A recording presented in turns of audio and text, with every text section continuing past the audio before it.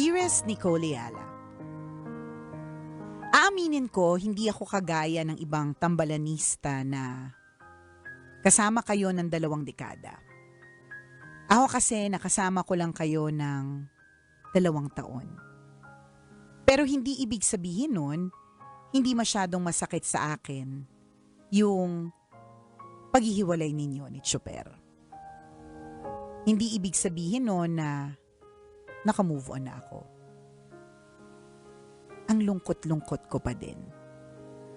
Tingin ko kasi wala yun sa tagal o iksi ng pinagsamahan kung hindi sa naging impact ninyo sa simpleng buhay ko.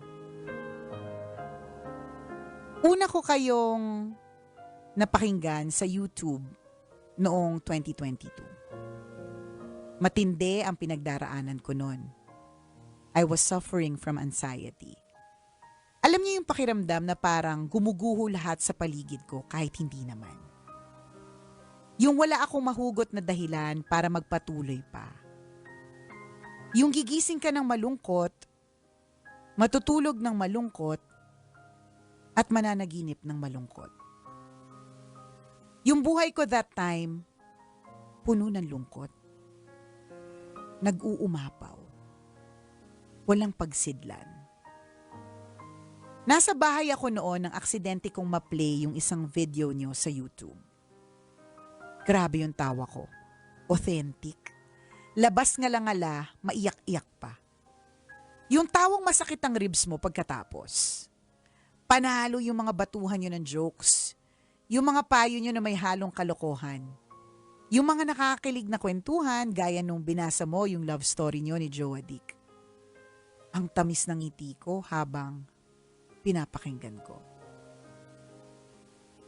Alam mo Nicole, ang tagal ko nang gustong mag-message pero dahil sobrang fan nyo ako, nahihiya ako. Gusto ko kasing magpasalamat dahil tinuruan nyo ako kung paano tumawa ulit. Pinakita nyo sa akin na napakaganda ng buhay para sukuan. Pinaalala nyo sa akin na pwedeng madapa basta handang bumangon. Dahil sa inyo, napagtanto ko na sa likod ng bawat madilim na gabi ay ang nakakasilaw na bukang liwayway na punong-puno ng pag-asa. Isa po ako sa napakaraming nalungkot sa pag-alis ni Chopper. Pero sabi nga, when you suffer, you feel pain without meaning. But it will become meaningful when you love. Mahal ko kayo tambalan. Yun lang yung gusto kong itira sa puso ko. Pagmamahal at pasasalamat sa kakaibang tandem na bumago ng buhay ko. Muli, maraming salamat. Nagmamahal, Daisy.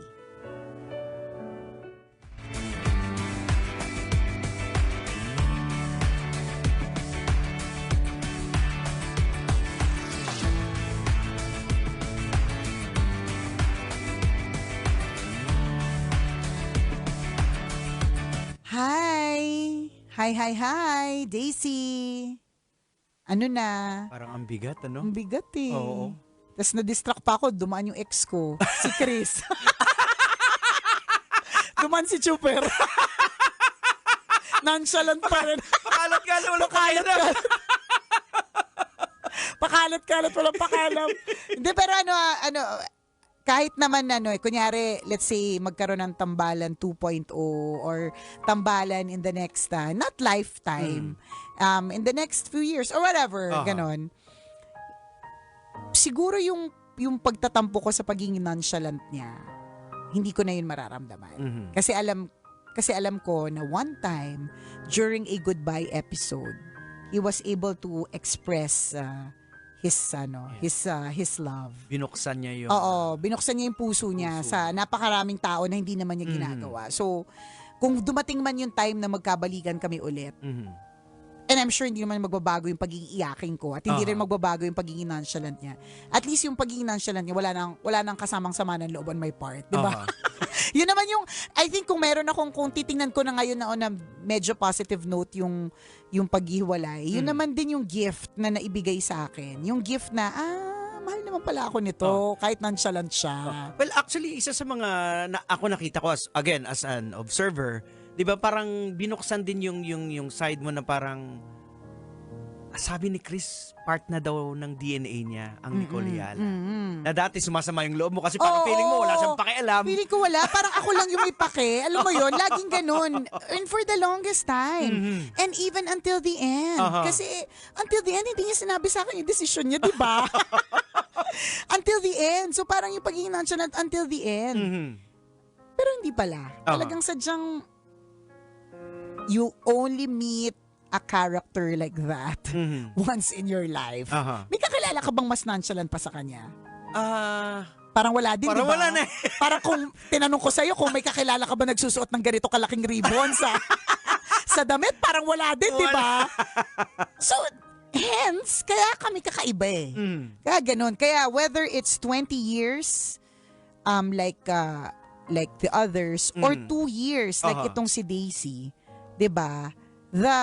The effect is still the same. The tambalan effect is still the same. 'Di ba? Honestly, kung iisipin ko lang din lahat ng mga sinabi namin, hindi ko alam kung alin doon yung may sense sa totoo. Kasi sa totoo lang, madalas lang akong magkwento ng buhay ko.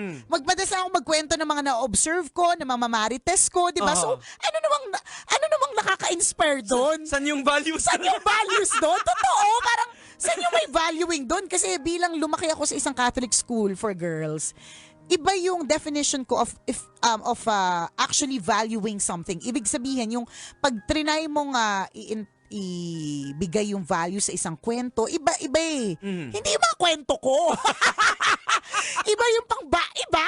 Hindi ganun. Pero for some divine intervention or reason, talagang ganun yung impact and we're glad. Kaya nga siguro kung man sandamukal din yung blessings na natanggap ng tambalan, feeling ko gift din ni Lord sa amin yun kasi, hindi feeling, gift ni Lord sa amin yun. Kasi ginamit niya din kaming instruments. For Provision people, niya yun. provision niya yun. Lambing niya yun sa amin. Kasi kami yung ginamit na instruments niya katulad nito dito kay Daisy. Isipin mo, wala nang will to live. Alam mo yung pinakamahirap sa lahat, yung lumabas ka doon na may anxiety ka, lumabas ka doon sa parang shell mo? Sa shell na yun na parang wala ka ng reason na maging masaya. Ganon yung anxiety kasi halos naman lahat tayo siguro napagdaanan natin. Ako personally napagdaanan ko yan.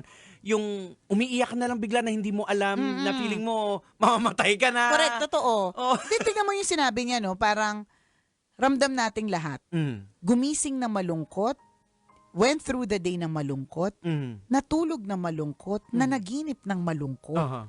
Diba? Isipin mo yun, balot na talaga siya sa kalungkutan. Parang wala nang reason wala to na, move sabi on. niya, diba? Parang walang mapagsidlan. Wala nang will talaga to move forward. Gaya nga nang napag-usapan natin noong nakaraan na walang accident kay Lord. Yung pagbukas niya ng YouTube na napakinggan kayo, na pwede it is bound to happen. Correct, pwede namang iba eh. Oo. Pwede namang ibang tao talaga yun eh. Diba? Pero bakit kayo? Oo. Diba? Actually, ito, naisip ko lang, in a way, konektado kami ni Diego in a way na hindi nyo alam kung bakit at papaano, 'di ba? Secret. 'Di ba? Pero parang feeling ko kung ikaw yung Diego Bandido na nagpaparinig pa nung mga panahon na nagagalit sa iyo yung mga tao, hindi kita matitripang maging partner. Totoo. Parang feeling ko hindi ko to magiging hindi ko maiisip or parang wag na lang ako mag-partner. Ang lakas kaya nito magparinig dati. Kung gusto mo mapikon, okay, ito yung kwento dati ha. Kung gusto mo mapikon, yung dati namin DJ na super sikat, napikon dito kasi ang lakas nito mampikon. Kung gusto mo mapikon, at gusto mo masira yung araw mo kasi napipikon ka sa mga hirit niya, si Diego kasi ang lakas magparinig. Laman ako dati ng meeting ng Love Radio. Oo! Si Diego kasi nagpaparinig pa. Ganyan. Ganon, nung nasa kabilang stasyon pa siya, mga ganon. Yung ganyan. Pero, tingnan mo, di ba? Who would have thought? Yeah. Na one day, you will actually be preaching. Alam mo, minsan, pag tinitingnan ko yung tattoo mo, hindi ko talaga mawari, hindi ko maisip di ba? Pero it happens. And because you went through that, meron, nakaka-connect ako sa iyo eh. Kasi kung hindi, kung nandun ka pa rin sa pagpaparinig, kahit ako mahilig din naman ako magparinig, malakas din naman yung karakter ko, hindi ako makakonect sa iyo on air eh. Hindi. Kasi hindi ko type yung karakter mo, di ba? Parang ganun. Kung titingnan mo, parang, I don't know, it's bound to happen. Remember, nung bagong masunog, si Tanghenyo kasama na ng tambalan. Totoo. So, kumbaga parang, oo nga. Sinaman, hindi bago. You're preparing the way. Oo, nakakatakot naman. Parang, yan tuloy, alam mo minsan, ngayon, tinitingnan ko na yung parang, yung at the moment na ako, parang ano ba to? Baka ang preparation na naman to for something bigger, greater. At ang kagandahan dito mga kabisyo, hindi lang naman preparation for something bigger as in problema eh. It also goes the other way. Yeah. It's also preparation for something bigger, greater, Greater na blessing. audience. Oo, Ayan. na blessing.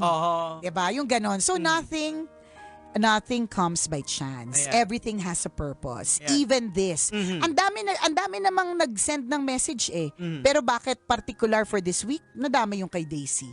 Diba? Ang dami naman pwede eh. I mean, Na dami 2 years lang siya Correct. nakinig ng tambalan pero ganun kalalim yung Diba? attachment niya. Tama ka dun sa sinabi mo kanina. Pwede namang iba yung napanood niya YouTube video eh. Pwede rin namang ibang DJ. Oo, tama. Pwede rin namang ibang topic na hindi masyado nakakatawa. Kasi Correct. may mga days din naman talagang walay din naman kami. Yung Oo. parang ramdam na, as DJs, ramdam po namin yan na parang ang pangat na segment natin ngayon. Oo. Or parang bangag, basag, sabaw yan. Sabaw na sabaw. Pero, At saka mama, maraming mas magaling na nagbibigay ng advice. Correct. Ng payo. Mas maraming may oo, mas may credible. Credible talaga. Pero for whatever reason, di ba? Kung pumupunta man sa psychologist kasi hindi nag-work, sa amin nag-work. Gagugulo yung Masira ulo. Diba? Tapos napunta ka pa sa segment na talagang yung tawang-tawa ka. Kasi again, as I said, not all the segments are great. May mga segments talaga na sabaw. And madami yun. Madami yun. Normal yun para sa DJ na nagsasalita everyday na magkaroon ng mga sabaw na segments. Pero hindi eh. Yun napunta sa'yo at narinig mo, pang malakasan. Correct. Nakapaglabas sa'yo na from your shell of anxiety. Naku, Diego, dumagdag na naman yung ligtas points ko sa langit. Thank you, Lord. Napalapit na naman ako sa iyo through our tambalanistas, diba? But thank you, Daisy, for sharing your story. And doon sa lahat ng mga tambalanista natin, isang araw makaka-move forward na lang tayo. Yeah. At kung babalikan man natin, puro nakakatawa na lang. Correct. Diba? Kung maiiyak man tayo, kasi naaalala pa rin natin kasi mahal natin. Pero hindi na yung katulad nito na ang sakit-sakit. Ayan. Kailangan lang pagdaanan. Oo. Dadaanan lang natin. Sabi nga, ano yung narinig ko sa pastor nung last Sunday, you do not camp out in the valley of death. Kung diba, kung nasa valley of death ka, dun totoo, magka-camping ka ba dyan? Hindi ka magka-camping dyan. Dadaan ka lang. Dadaanan mo lang yan. So, yun. So, nandito ako sa valley of death. Alam mo yun. Pero hindi naman ako magka-camping dito. Wala ako balak mag-camping sa valley of death. Kailangan lang talagang daanan ko to para to get to the other side. Ganun naman ang valley eh. So, pag dumaan ka sa valley, masakit, masaklap, nasa ibaba, nasa ilalim, diba? Pero the only way for you to go to another place at makaahon ulit is to go through that valley. And again, ang maganda dito sa mga pinagdadaanan natin is, of course, yung endurance, natututo tayo to endure pain. Yes. And sabi nga sa Bible, you will be complete. Correct. O, diba? Dati incomplete ka. Ngayon, so hindi mo kailangan ng jowa para maging complete. So parang magiging Nicole Yal 2.0 na. Diba? Parang ganon. Ganon. Parang sa games, parang nagdadagdag ka ng ng power up ako. Power diba? up, Yung pa ba yung term ngayon? Power up? Lumang-luma yung power up. Pero relate ka. Gets mo yung power up. Yun, power up. Sorry, hindi na po namin alam ko anong mga tawag ngayon eh. Parang skibidi toilet lang na anak ko yan, tsaka Sigma. Anyways, salamat Daisy for sharing your story with us. At dun sa mga kabisya natin na gusto pa rin mag-share ng kwento, nakikiusap po yung aming writer. Yan.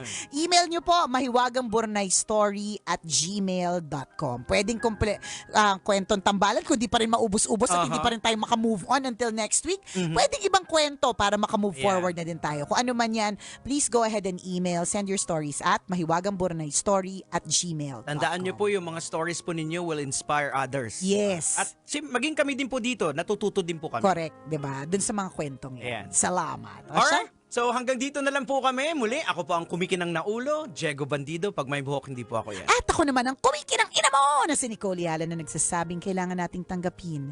Hindi lahat ng tao ay mananatili sa atin. Aww. Kamove on din ako, Diego, promise. Kailangan pa bang i-memorize yan? Basic! Ayun. Thank you, Daisy, ha. Salamat. Thanks, Stacy. Totoo yun. Totoo yung wala yung number of years. Mhm. Wala siya sa number of years. Oo, Pero wala. iba pa rin naman talaga pag sobrang tagal. I mean, pero may mga ganun eh. Tingnan mo, nagkakatuluyan kahit saglit lang nagkakilala. Oo. Di ba? So, ganun. Ganun So, talaga. we appreciate it even in your 2 years na tambalanista. Tapos, ganun yung impact namin sa life mo. Correct. Thank you, Daisy. Yan. Siya, sit na po kami. Pahinga-pahinga muna. Masyado nang pagod yung heart ko. Bye-bye, everyone!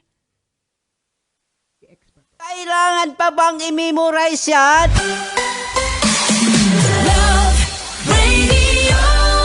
Basic!